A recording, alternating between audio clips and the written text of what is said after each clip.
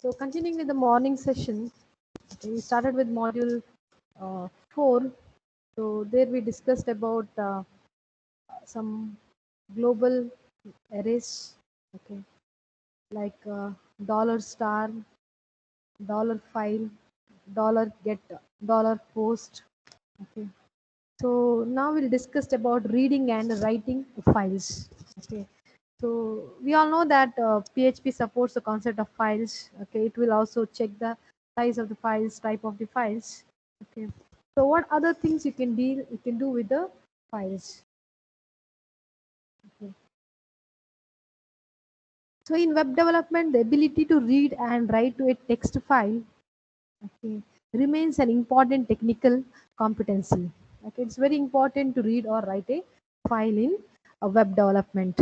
Okay, so you want to read uh, a text file or you want to read a kind of file. So for that,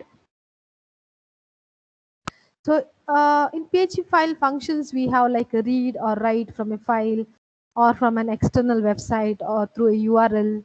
Okay, you can perform certain tasks. So here there are two basic techniques for reading and writing the files in PHP. One is stream access, another one is all in memory access. Okay. So stream access, in this technique, what we do is we read only the portion of the file at a time. Okay. So since we read only the portion of the file, this technique is memory efficient. Okay. When reading a large file. So coming to the next one, all in memory access. Okay. So here in this technique, we read the entire file. So we don't read any portion. Okay. We just read the entire file into the memory. Okay. So we say that when we go for the large file, this method is inappropriate. Okay.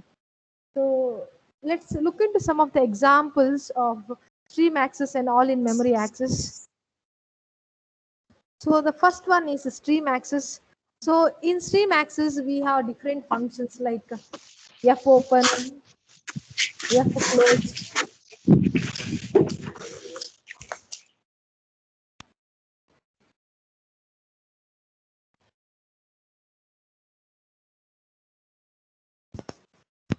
Okay. Fopen, fclose, fgets. Okay. So those who are familiar with the functions like fopen, fclose, and fgets from the C programming language, okay.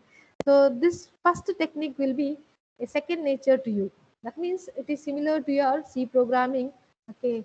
Like fopen or fclose, it is similar to your C programming, okay. So in fopen function, you can say it takes two parameters. Okay, first thing is the name of the file and the second one is the mode in which you want to open, that is read mode, write mode, okay, or rewrite mode. So or, okay, or die.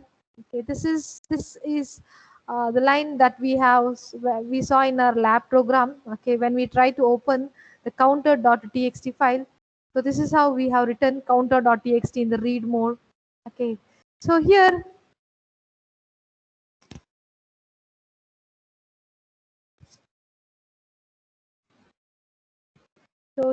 you can see here, this is the syntax or prototype we use for reading the file. So fread is used, and file. So this is name of the file. You can see here dollar file, my file.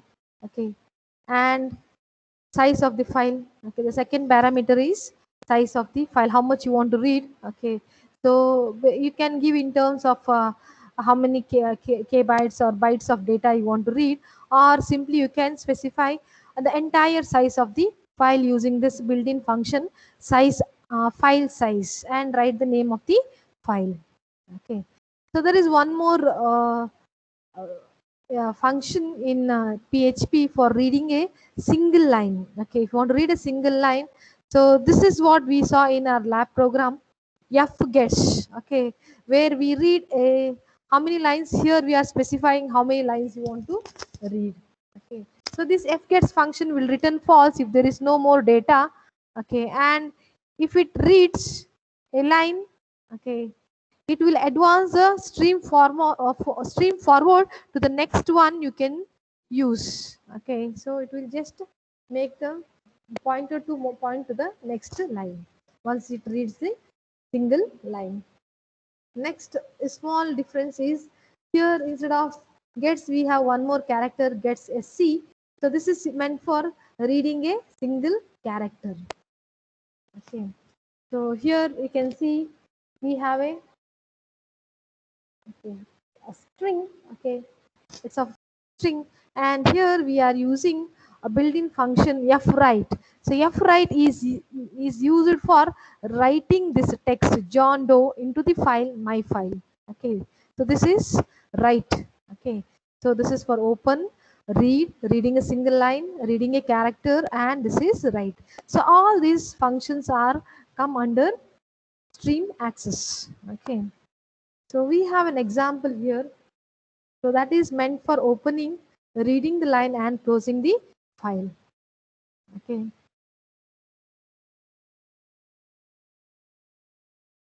So imagine that we have a file. Okay, the name of the file is sample.txt. Okay. And imagine that there are 3 lines. Okay. This is line 1, line 2, and this is line 3. Okay. So here you will open the file in the read mode. Okay, and you take a variable and assign it to 0. So this is a variable which is which holds the line number. Then f gets, we are reading a single line, and single line that you read will be stored here. In our case, this is a single line. The first line, line 1, will be stored in a variable. Okay. Then you increment the ln. Okay. Initially it is 0. Okay. Next you increment this, it will become 1. Okay. Print the line number. Okay, sorry, it is initially it is 0 here. Now you will print the line number. So line number is 1. Okay, and print the line.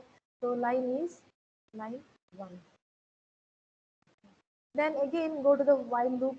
Check, okay, whether you have any next line. Yes, you have one more line. Okay, so then read that line and store it in the variable. Increment the value of this. Okay, this will now become 2. Okay, so display that 2 and display the line. So now it is line 2. Again increment the value. Again check this whether you have any lines. Yes, we have line number 3. Display that line number and display the line 3.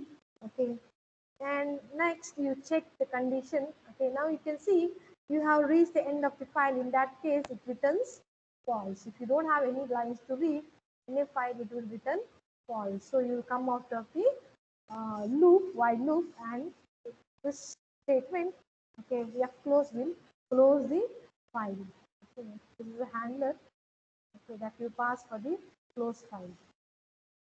Close. Okay, this is a simple example you can give for stream access. Next comes in-memory file access. So in-memory file access. So here, okay, so this is meant for reading the entire file. Okay, when you are going for uh, reading the entire file, you can go for this method. Okay. So here you can see there are several functions file. So this is used for, this is a function that reads the entire file into an array. Okay, this is the name of the array, which with each array element corresponding to one line in a file. Okay, so each array element will be having one line in a file.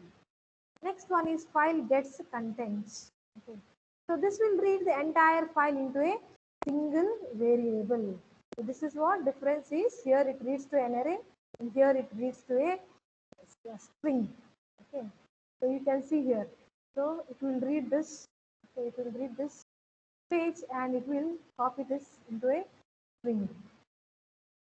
F puts contents. It writes the content of a string variable out to a file.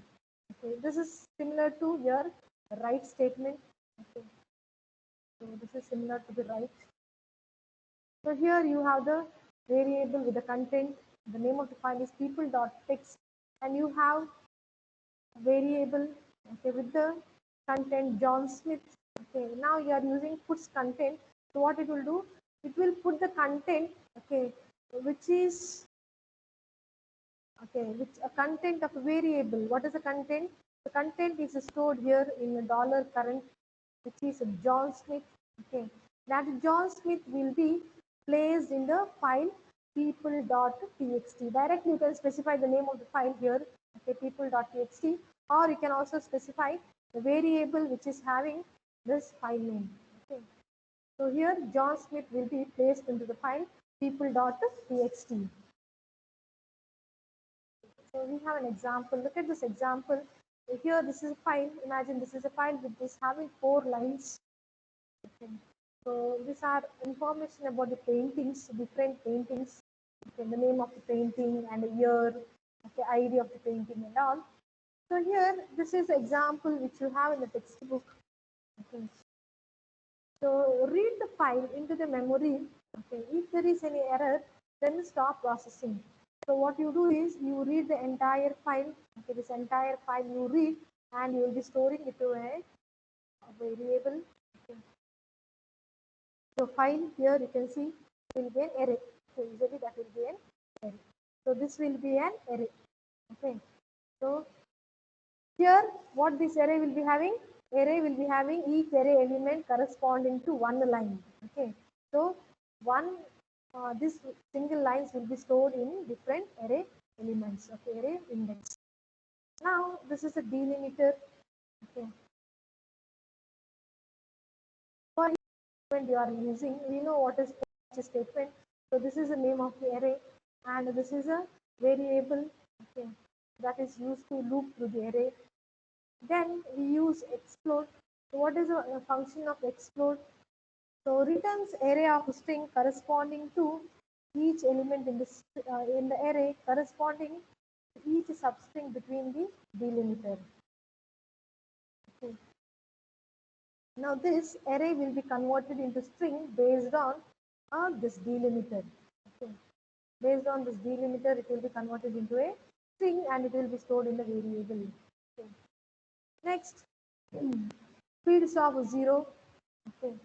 Painting fields of 0, it will be explode. What it will do? It will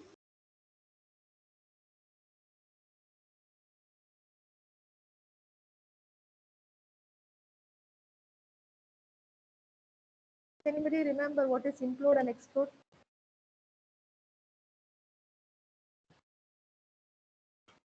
The morning class we discussed about this implode and explode.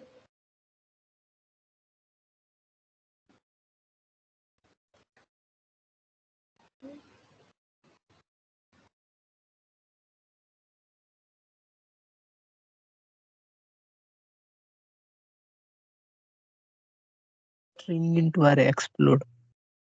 What explode will do? Explode.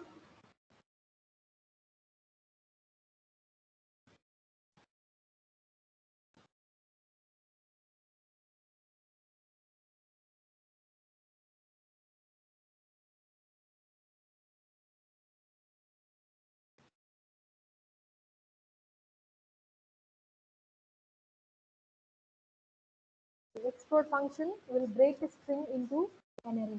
So what it will do? It will break the string into an array. Okay, remember this. Don't get confused like me.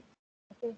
So explode, it is used to convert a string into an array. So what you will be doing here, the string which is there, okay, it will be converted into an array. Okay, and this array will be having different values. Okay, painting index is 0, painting field 1, 2 and 3. Okay, so 0 will be having this ID, okay, and 1 will be having this artist, okay, and 2 will be having the field, this actor, and third one, okay. Actually you can see here, okay, what is happening is, okay, so this is your file, okay, this is your file. Now what you do is you open that file, okay, then here for each statement, okay, so this will be stored in the array, okay, so this will be considered as an array, okay, array with each element. Okay. Now what you do is you have to read this array elements. Okay. So this is at index 0, 1, 2 and 3. Okay. So here for each statement, okay, first time it will read this first line. Okay. What we do is, okay, we have this string. Okay, this will be considered as a string. Okay, this will be considered as a string. Okay. Now what we do is you convert this into an array. Okay. Based on what? Based on this delimiter. Based on this delimiter. Okay.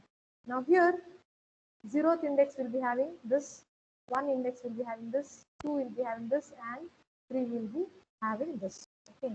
So which will be in the array name? What is the array name? Painting fields. Okay, that is the name of the array. So this name of the array is painting fields. There will be two arrays here. Okay, don't get confused. So painting fields. So initially, a big array with 4 lines. Okay, what is the name of that big array? It is paintings. Okay, so this entire array, okay, 1, 2, 0, 1. This array name is paintings. Okay. Paintings. Okay. Again, you are dividing this single line, okay, which is of type string, into an array, and that array will be stored in painting fields. Okay, 0 will be having this ID, okay, ID, artist, title, and year. Okay, so you can see here 0, 1, 2, and 3. So it will display all these 4, okay, LA elements which is there in the array painting fields. Again, you go for each statement. Okay, then for each statement will fetch this next line. It will fetch the next line. Again, the continues. Okay, again you divide the string into array. Okay, display the value. Next, again increment and go for the next line. Okay, so on you continue and go for the line. So this is you uh, read the entire file in the in-memory file access. Okay, moving on to the next topic, PHP classes and objects. Okay. So this is very simple topic. Okay. So you are not studying anything new into this. Okay. Already whatever the OOPS concept, whatever you have studied, okay. Only thing is uh, that will be covered. Okay. Only thing is the syntax differs. Okay. Syntax of creating the class, syntax of creating the objects, only that differs. Okay. So rest remaining all topics are, the concepts are all OOPS concepts. Okay, inheritance, polymorphism concepts. Okay, so moving on to the PHP classes and objects. Okay, the first one is you have to understand that PHP is a full-fledged object-oriented language. Okay, so it is a full-fledged object-oriented language similar to your C++, .NET and all, Java. They are all full-fledged object-oriented language because it covers, it covers all object-oriented concepts. Okay, so all object-oriented concept, whatever you have studied in C++, everything will be, okay, will be covered by PHP. So after the version, okay, so it is all object-oriented concepts are done in version 5.0. Okay, after version 5.0. Next, what are the terminologies? Okay, so you are going to study about objects. Okay. What is the structure of an object? Okay, so the structure of the object is defined by classes. Right. So, the object is an instance of a class. So each variable created from a class is called as a instance. Okay. So instance are nothing but the objects. Okay. So here all book, if I take a book as a class, okay, different types of books. Okay. Maybe you can see here web, algebra books, writer book and all. So they can be considered as an object, okay, under the class book. Similarly, if I take vehicle, okay, as a class, then I can consider car, okay, and yeah, different types of vehicles, bus and all, you can consider as an object of the class vehicle. Okay.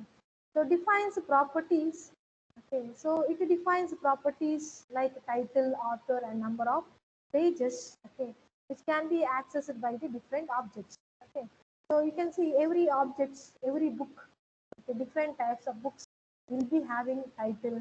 They will be having their own author. They will be having their number of pages. Okay, so objects, they are the instance of the class book. Okay, so each instance, each object has their own title, author, and page number. Okay. So this is a UML representation. Okay. So, so this is a standard notation that is used for when you write your report and all. Okay. Final year project reports and all. So you will be writing, okay, your project report. There you have to represent your classes in the UML, that is Unified Modeling Language. Okay. So how to represent the class? So class will be having two compartments. Okay. So first is a class name, and these are the properties. How the properties are given? These are the name of the property and type of the property, and this indicates visibility or accessibility. So plus means it is public. Okay. So what are the access modifiers we have? Plus, minus, and hash symbols, right? Protected, private, and public. Okay. So similarly, if we take object, okay, so this is object. Picasso is an object that belongs to the class artist. Okay, and next compartment, what it is having? It is having object properties with the value. So what is the first name? It is, these are the first name, last name, birth. Okay. So what is the value for this third property? Birth date. Okay. Fourth property, what is the value? And death date, what is the value? So these are the values associated with the object. Okay. Similarly, a class can have a number of objects. Okay. So this is one more object that belongs to the class artist, and these are the values for the properties. Okay. So,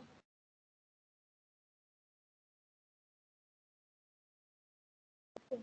So first initially you will be creating the class, then you are adding the properties, then what you are doing, you are declaring it as a public, private, or protected, then you are specifying the data type.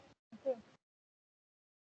Then you are, okay, then it comes, then this is the last part, which includes all accessibility, name of the property, and data type of the property. Server and desktop objects.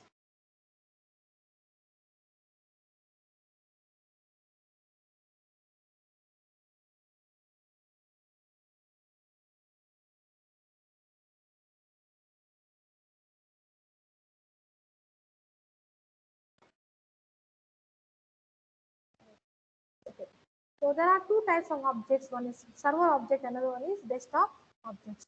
Okay. So server objects only exist until the web script is terminated. Okay. So loaded into the memory only for the HTTP request.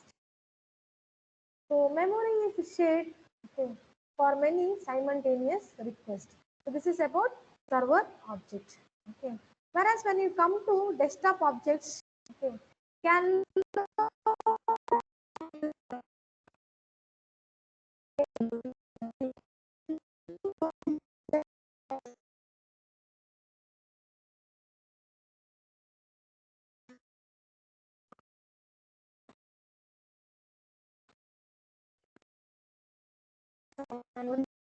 okay.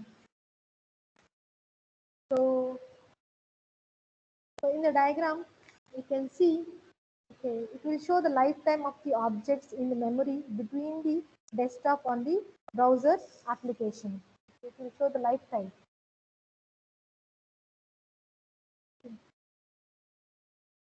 Here, if you see,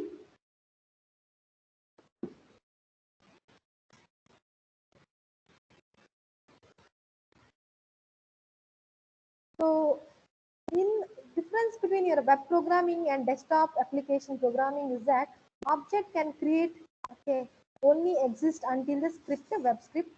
Okay, till there it will be there. Once it will terminate, it will be deleted. Okay. While if you go for the desktop software, okay, you can see here,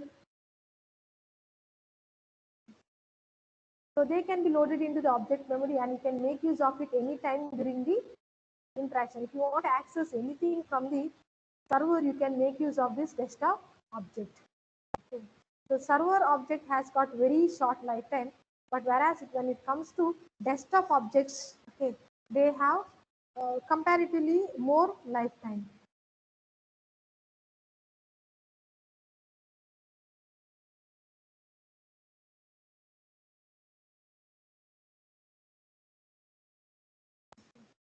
So moving on to the important topic, object and classes and PHP.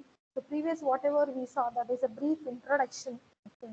Now, now onwards we'll be studying the syntax. Okay. Syntax of creating the classes and syntax of creating the objects. Okay. So this is how you create the class. Okay. So this is a simple artist class and with the five properties. Okay. These are five properties. So here you can create the instance of the class, you can create the object of the class. Okay. So this is the object you are creating that belongs to the artist class using new keyword. Okay. Similar to your C++, here also you are using new keyword for creating the object. Okay. This is one way, okay, one object, and this is one more object. So you are creating two objects, okay, uh, that belong to the class artist. Okay.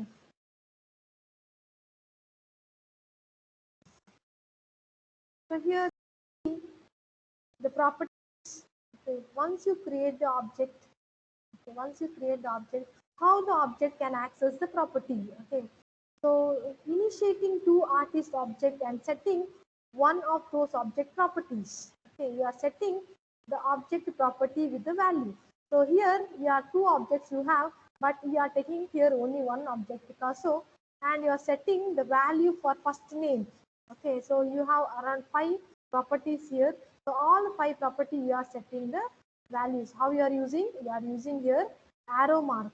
Okay, so this arrow mark is used for setting the values for those objects. Okay.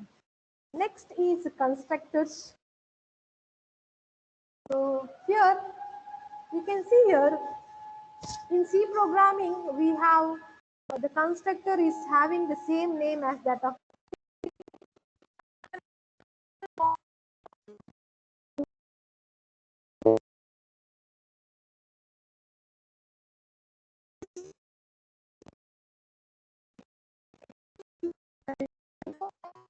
in the constructor. So in PHP the constructors are defined as a function with the name underscore construct. Okay. So remember here there are two underscore. Okay.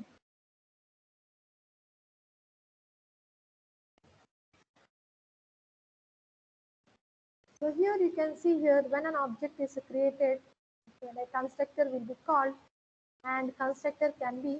So here you can see we are creating the object, okay, and we are passing the value. Okay. When you create the object, the constructor will be called. What this constructor will do? The constructor will assign, okay, for this object, here you are using this keyword. For this object, you are assigning different, okay, different properties with the different values. So what is this? First name is double O, okay. Then last name is Picasso. Okay, like that you are passing different values. Okay. So only thing is here the logic and this is different. Okay, here you are not having any name. Okay, but instead we are having keyword. Okay. So here if you see here the depth parameter, okay, it is assigned with null. Okay.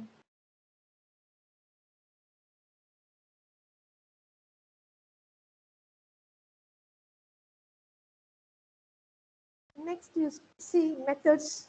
Okay, here we will be discussing about methods.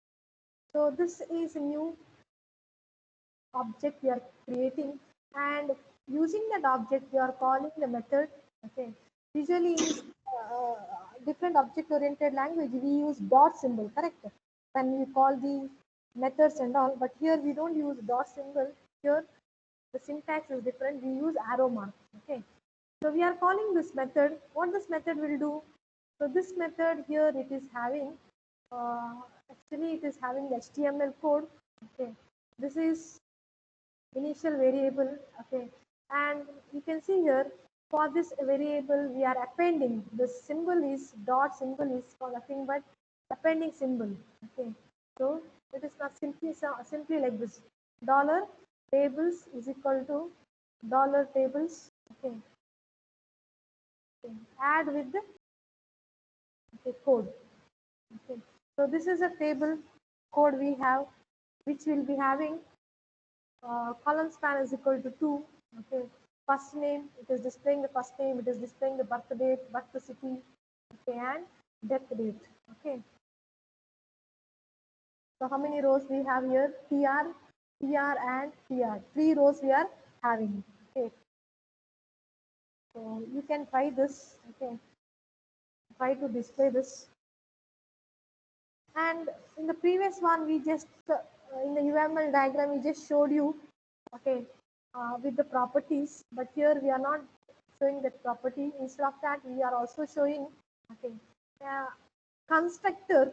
Okay, so this is one more thing. Okay, in the PHP, it is also possible. Okay, it is also possible to create the constructor using the name of the class. Okay, so this is the constructor. This is similar to your object-oriented C programming. But if you come across with the keyword and double underscore construct, don't get confused. This is a constructor. Okay, this is also a constructor. There are two ways of creating the constructor. One is using the class name, another one is using the keyword construct. Okay. Next comes visibility. Okay. So visibility of a property or a method determines the accessibility of the class member. Okay, that may be a property or a method, and which can be set to the value public, private, or protected. So this plus, okay, this plus symbol, minus symbol, they are meant for visibility or accessibility property. Okay. Now you know about what is public, private, and all.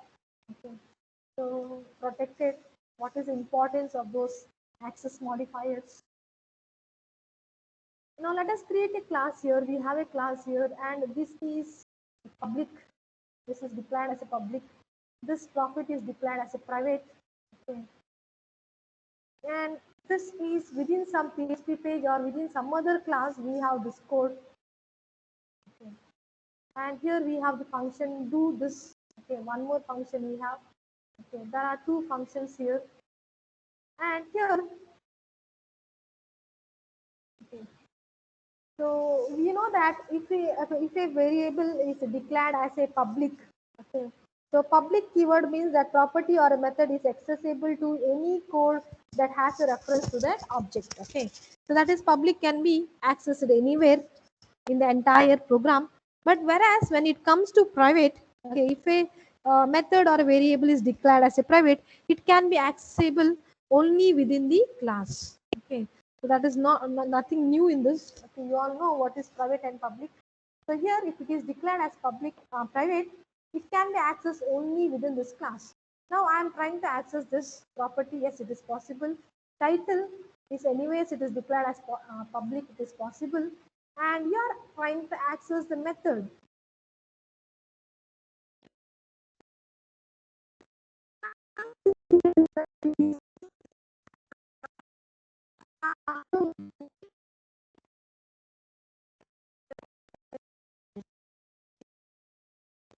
This is some other class. Okay, let us assume this is under the class actor. Okay, some class. Okay, you are creating the object of this class, painting class. You are creating the object with the name P1, and P1 is trying to access title. Yes, it is possible because it is declared as public, and this entire thing is there in the same program. Okay, so they are the same application, but this is different class and this is one more class. But since they are in the same program or same application and declared as public, you can access this title. Okay, and you are trying to access property or profit, which is declared as private. Now it is not possible because it is declared as private. Private can be accessed only within this class, not possible to access within the other class.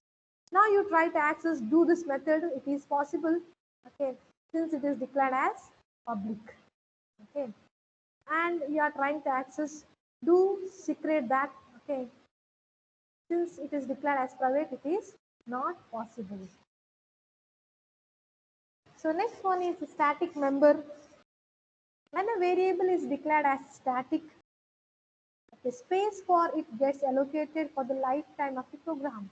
Okay, whenever you know that static int, okay, I is equal to 100, whenever you declare anything as a static, lifetime the memory will be allocated for that variable. Okay.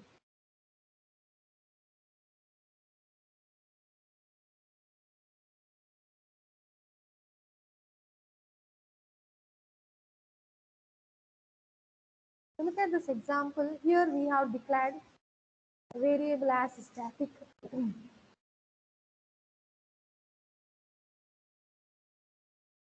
So static member, okay, static member is a property or method.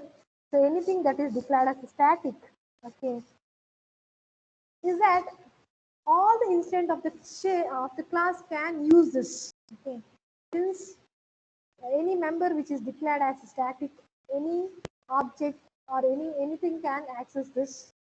Okay, so a static member is a property or a method that all the instance of the class share. Okay, and here you can see all the instance, okay, all the object where each object gets its own value for that property. This is declared as static. Okay, an instant property where each object gets its own value for that.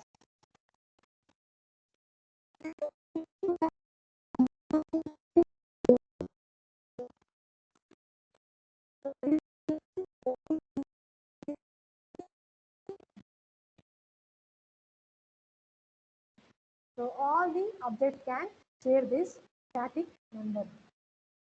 Ma'am, Yeah, ma'am, screen is not visible and your sound is breaking, ma'am.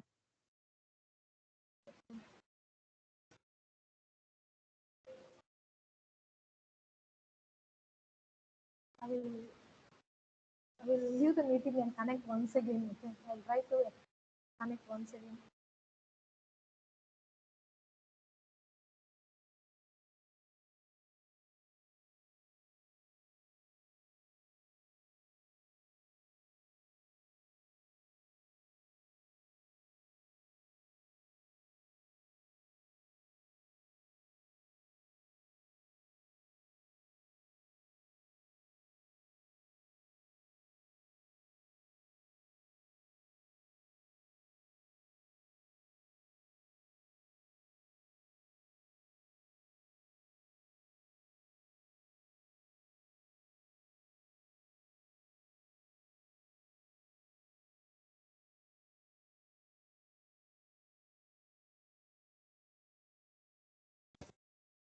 Can you hear me now?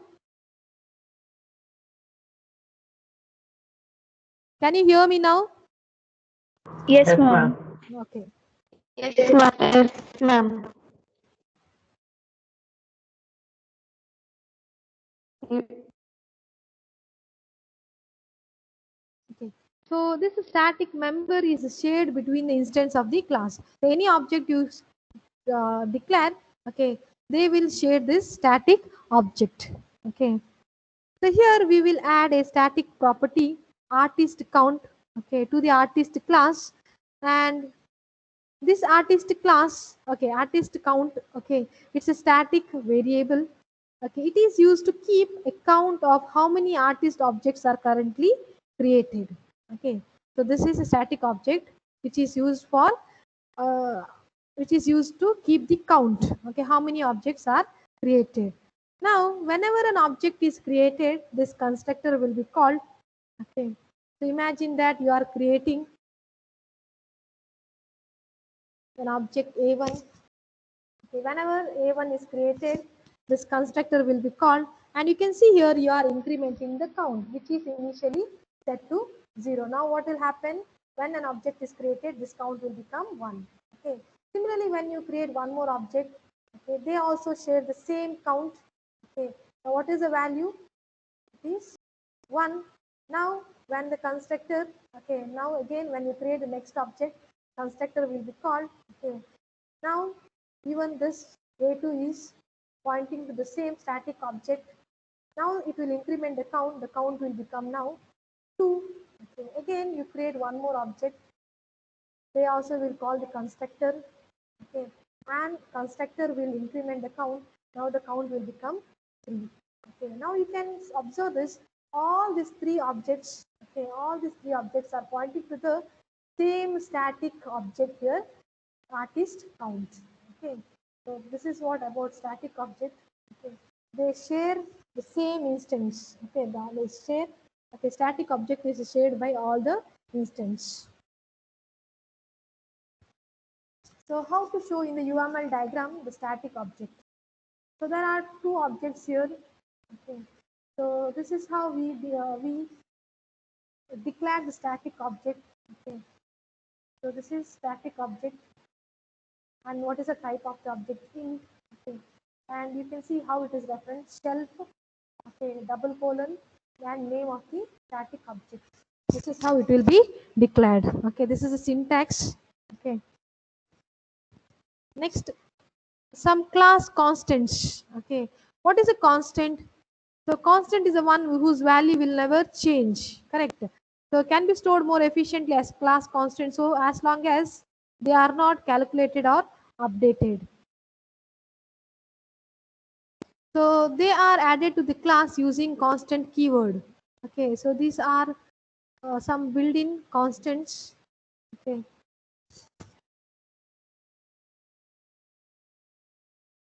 we call it as a class constants. So here you have, this is one example with the keyword constant. Okay, give the value for this. Okay, earliest date. Unlike all other variable, constant don't use dollar symbol. This is important. Okay, you can see here we don't use a dollar symbol. Okay, when declared or using them.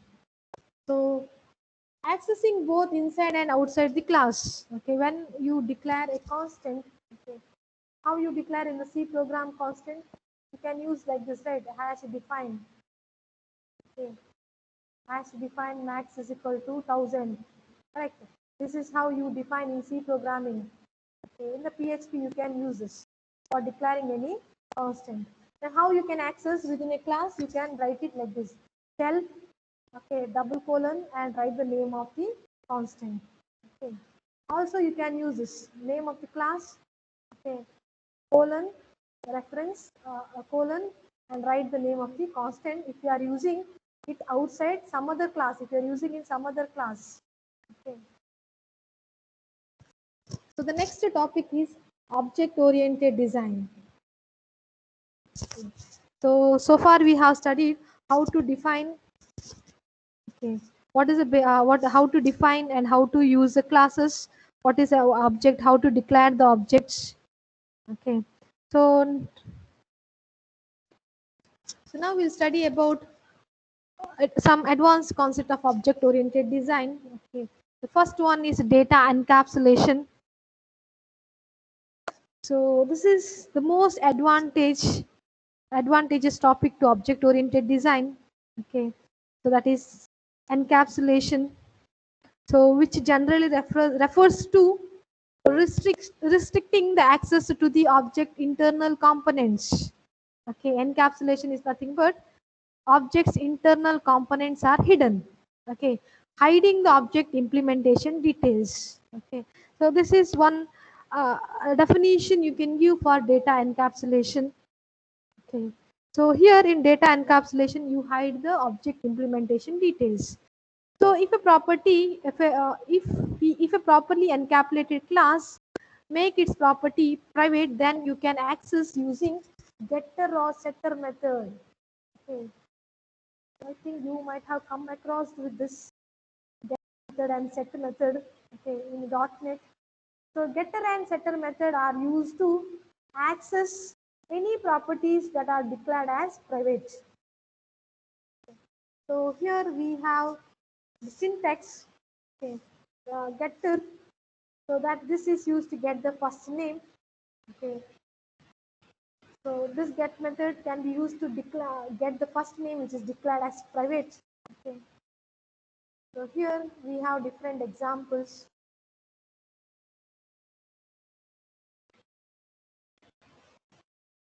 So setter method. So here setter method is setter method is used for modifying, okay, the date, birth date.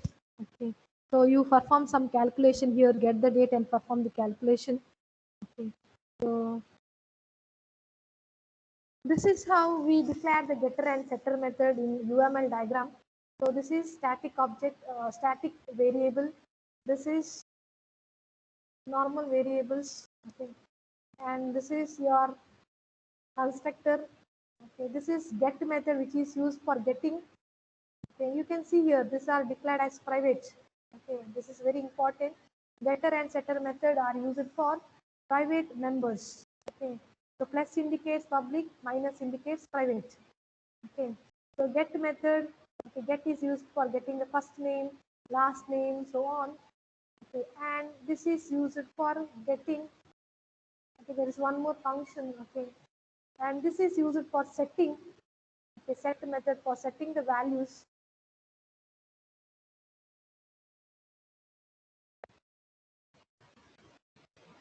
So this is an example.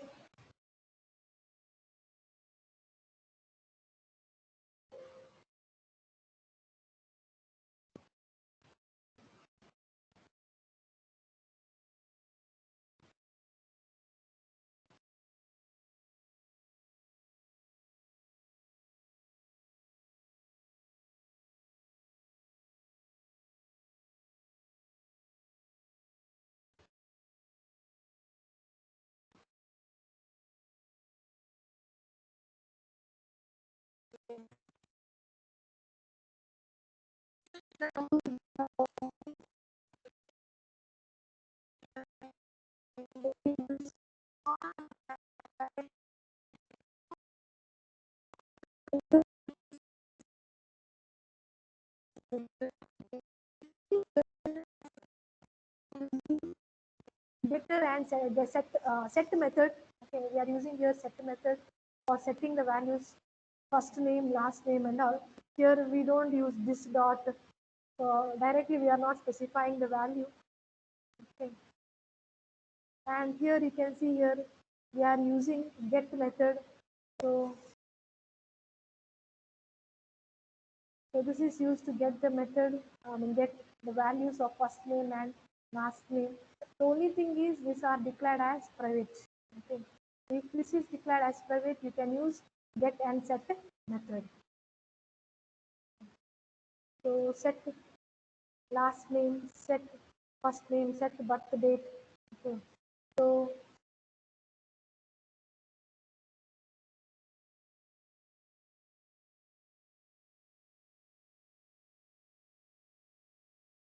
actually when you are setting the birth date, we are calling some functions. Okay. So we are using some functions here. We are calling some functions. So you can keep the program simple. Okay. No need of writing entire code. You can keep the program simple. You can simply use like this only. You can write get birth date, this dot birth date is equal to specify the variable name and keep the simple program. Okay. In the textbook they have given this, okay, just to show that some modification they have done for the birth date before displaying this. Okay.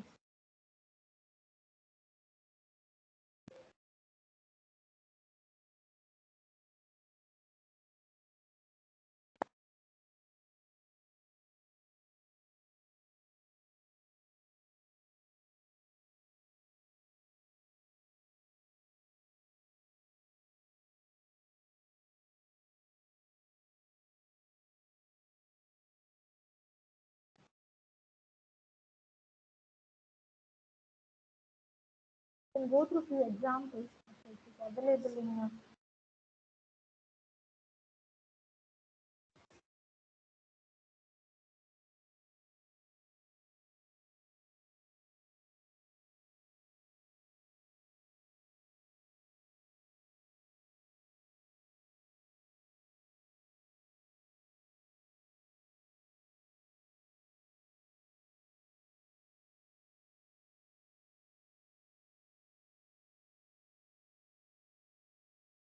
We'll go through these examples and see here how get method and set methods are used. Okay. So here we have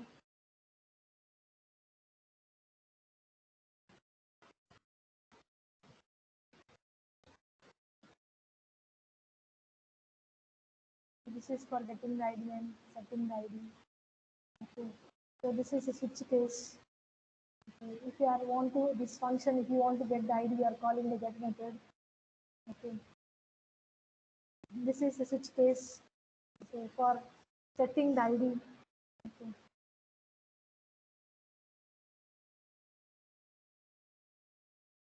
So here we can write it like this. Set ID true.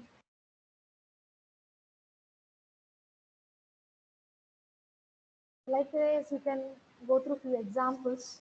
Okay.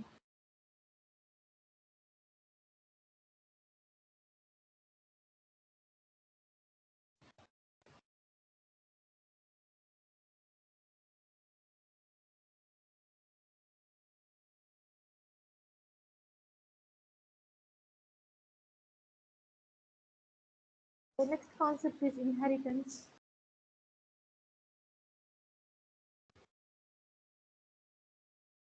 So inheritance enables you to create. Screen not visible. Not visible.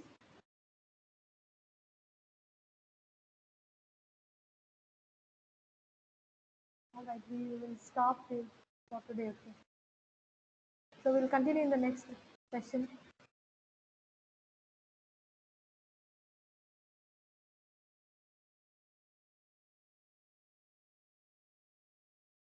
Thank you. Thank you.